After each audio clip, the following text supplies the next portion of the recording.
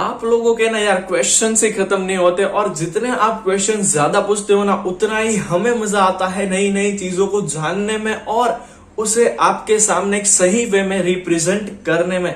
तो आज के वीडियो में मैं आपके 4 या 5 ऐसे मेन कमेंट है ना यार, जो कि मुझे ज्यादा तौर पे हर एक वीडियो में देखने को मिल ही जाते हैं या तो फिर कभी कभार ही देखने को मिलते हैं, लेकिन वो इतने ज्यादा इफेक्टिव होते हैं ना कि उसके बारे में आंसर करना जरूरी हो जाता है।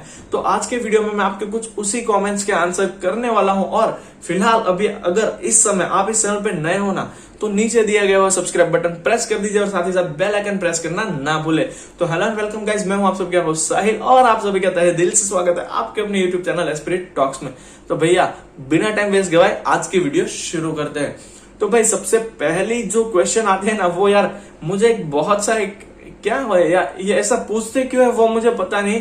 कई सारे लोगों की ये डिमांड रहती है कि मेरे पास 100 सीसी बाइक है। मान लीजिए यहाँ पे मैं एग्जांपल के तौर पे ज्यादा जो बाइक यहाँ पे रिप्रेजेंट की जाती है सीडी ड्रीम 110 हो गई, या तो फिर वहां पे कई सारे लोगों की रिकमेंडेशन आती है passion pro, TVS radian in fact. और उसके बाद तो कई सारे लोगों ने ये क्वेश्चन सिटी 100 के बारे में भी पूछ डाला। अबे ये क्या मजाक है यार।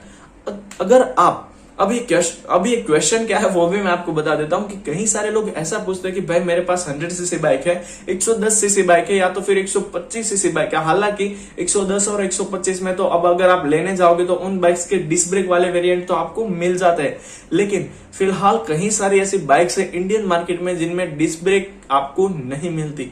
अब कई सारे लोगों का क्वेश्चन आता है कि क्या मैं अपनी सीडी ड्रीम हो गई या तो फिर स्प्लेंडर प्लस इनफैक्ट या तो फिर इनफैक्ट टीवीएस रेडियन या सिटी 100 जैसी बाइक्स में डिस्क ब्रेक अलग से डलवा सकता हूं।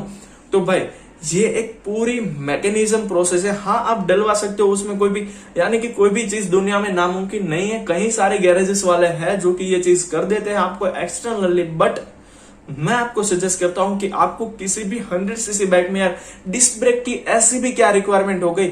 अब मुझे आप एक बात बताइए, डिस्क ब्रेक कौन ज्यादा चाहता है, जिसे अपनी बाइक से सेफ्टी ज्यादा चाहिए। अब 100 सीसी बाइक को अगर आप अंडर 60 चलाते हो ना तो वो उन बाइक में जो कॉम्बी ब्रेकिंग सिस्टम यानी कि सीबीएस हो गई, एसबीएस हो गई, या तो फिर जो भी सिस्टम आपके पास जो बाइक है वहां पे प्रोवाइड कर दी जाती है ड्रम ब्रेक वाली बाइक में, तो वहां पे ड्रम ब्रेक इनफ है यार। उसके बावजूद आपको किसी भी ड्रम ब्रेक के बावजूद आपको 110 सीसी में डिस्क ब्रेक की जरूरत नहीं है। जितने सीसी की आपकी बाइक है ना उसमें अगर आपने डिस्क ब्रेक वाला वेरिएंट, हालांकि जो पैशन प्रो है और लीवो है वहां पे आपको डिस्क ब्रेक या तो फिर प्लेटिना एज गियर है वहां पे भी आपको डिस्क ब्रेक अवेलेबल करवा दी जाती है।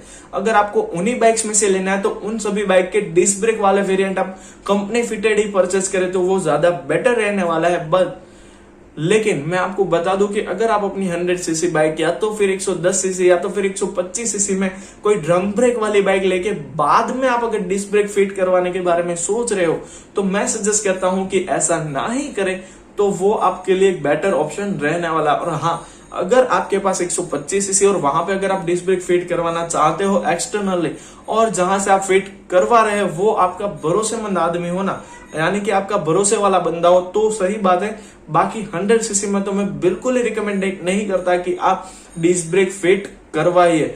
अब आ जाते हैं एक और क्वेश्चन। अब ये क्वेश्चन ना SP 125 के ऊपर बहुत ज्यादा पूछा जाता है, उसके बाद ये क्वेश्चन स्प्लेंडर प्लस के बारे में भी बहुत सारी बार आया है। अब कई सारे लोगों का पूछना ये रहता है कि क्या मेरी बाइक में जो रियर टायर रहता है तो फिर फ्रंट टायर है उसे मैं एक्सटर्नली चेंज करवा सकता हूं। तो भाई हाँ करवा सकते हो, बहुत सारे लोग करवाते हैं और इनफैक्ट एसपी में तो बहुत ही सारे लोग अपनी बाइक को परचेस करने के बाद रियर टायर को चेंज करवा देते हैं, लेकिन वहां पे बहुत सारी ऐसी चीज होती है जिसे आपको ध्यान में रखना चाहिए।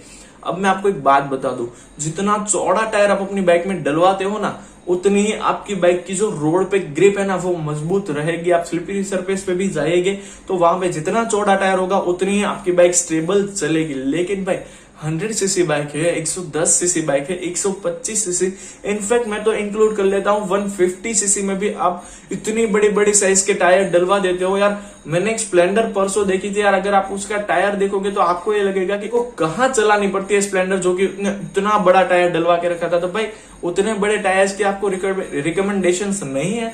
हाँ, आप अपनी बाइक के जो tyre size originally company fitted आपको दी जाती है उससे 1 या 2 साइज अपग्रेड कीजिए, उसके बाद उस साइज को अपग्रेड ना ही करें तो वो ज्यादा बेटर रहने वाला है। एसपी में अगर आप अपनी बाइक का टायर अपग्रेड करवाते हो तो 90-100 मिलता है, उससे आप 100-100 जा सकते हो, उससे 1 साइज और बड़ा जा सकते हो, बस भाई उससे ऊपर आपको जाने की जरूरत नहीं है। इनफैक्ट मैं आपको सजेस्ट करता हूं कि आप एसपी के लिए अगर टायर चेंज करवा रहे हो ना तो सिर्फ आपको 1 साइज ही अप करनी है, उससे ज्यादा बड़ा टायर आपको बाइक में डलवाने की जरूरत नहीं है, क्योंकि उन सभी बाइक की उतनी ज्यादा कैपेसिटी नहीं होती। उससे आपको डिसएडवांटेज क्या होते हैं वो मैं आपको बता देता हूं। एक तो इंजन ओवरहीट होने में लग जाता है क्योंकि वहां पे लोडिंग ज्यादा हो जाती है, साथ ही साथ आपकी बाइक की माइलेज और परफॉर्मेंस दोनों ही खराब हो जाती है। तो अगर आप अपनी बाइक में टायर चेंज करवा रहे हो ना तो भाई उससे 1 या 2 साइज बड़ा जाइए, उससे ज्यादा बड़ा टायर अपनी बाइक में अपग्रेड ना करवाए तो वो आपकी और आपकी बाइक दोनों के लिए और आपकी जेब के लिए भी पर्सनली काफी ज्यादा बेटर रहने वाला है। अब एक और क्वेश्चन यहाँ पे थर्ड कमेंट जो हमारा आ जाता है ना वो आ जाता है लाइटिंग सेटअप के बारे में।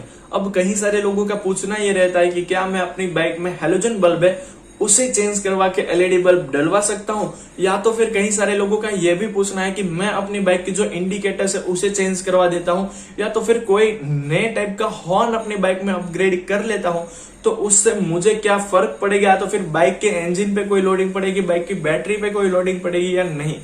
तो भाई अब मैं आपको एक बात क्लियर कर दूं, अगर आप अपनी बाइक में कोई एक्सटर्नली हॉर्न ऐड करवाते हो ना तो उसका सीधा पावर आपकी बाइक की बैटरी के साथ कनेक्ट रहेगा। तो हाँ भाई उससे आपकी बाइक की जो बैटरी लाइफ ओवरऑल रहेगी उस पर थोड़ा बहुत सा फर्क पड़ेगा, ज्यादा कोई फर्क नहीं रहने वाला। आप डलवा सकते हो हॉर्न, वहां पे कोई ज्यादा आपको फर्क नहीं पड़ेगा। अब एक और क्वेश्चन आता है कि आप अपनी बाइक का जो मैं अपनी बाइक का जो हैलोजन बल्ब है उसे निकाल के कोई एलईडी लाइट फिट करवा सकता हूं, तो भाई मैं बिल्कुल ही रिकमेंड नहीं करता। हाँ आप करवा सकते हो लेकिन मैं पर्सनली बिल्कुल ही रिकमेंड नहीं करता कि आप अपनी बाइक का जो लाइटिंग सेटअप है वहां पे कोई भी छेड़छाड़ करे। हाँ एक चीज है कि आपकी बाइक में अगर कम वोल्टेज का हैलोजन हेडलैम्प है, आपको नाइट विजन अच्छा नहीं मिलता तो वहां पे दूसरा कोई बड़े वोल्टेज वाला हैलोजन बल्ब डलवा सकते हो, लेकिन उस हैलोजन को आप एलईडी में कन्वर्ट ना ही करें तो वो ज्यादा बेटर रहने वाला है, क्योंकि हैलोजन बल्ब का सेटअप ही कुछ उस तरीके से किया जाता है। अगर आप वहां पे एलईडी लाइट फिट करते हो तो उस लाइट का जो पूरा शेडिंग है ना वो हर एक दिशा में बिखर जाएगा और उससे प्रॉब्लम आपको ज्यादा नहीं आएगी।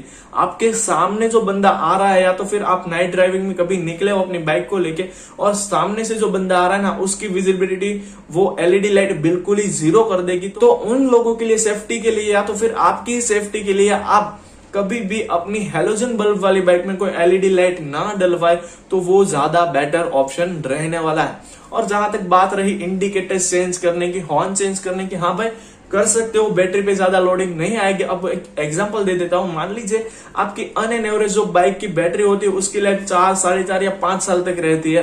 अब आप देख लीजिए अगर आपने बाहर से कोई हॉर्न डलवाया होगा या तो फिर इंडिकेटर डलवाएगा तो अगर आप अपनी बाइक को अच्छी तरीके से मेंटेन करते हो तो वहां पे कोई प्रॉब्लम तो नहीं रहेगी। लेकिन हाँ अगर आप मेंटेनेंस में थोड़ी बहुत आड़ी टेढ़ी चीजें करते रहते हो ना तो फर्क इतना रहेगा कि वो बाइक की जो बैटरी की लाइफ 4.5-5 साल की रहती है वो घट के 4 साल तक आ जाएगी। बाकी कोई मेजर डिफरेंस देखने को नहीं मिलता और ये भी रेयर केसेस में ही देखने को मिलता है। तो आप अपनी बाइक में कोई भी अलग से कोई भी अगर इलेक्ट्रॉनिक चीज डलवाना चाहते हो तो उसके वोल्टेज को चेक कर लीजिए, उसके बाद आप जरूर से डलवा सकते हो।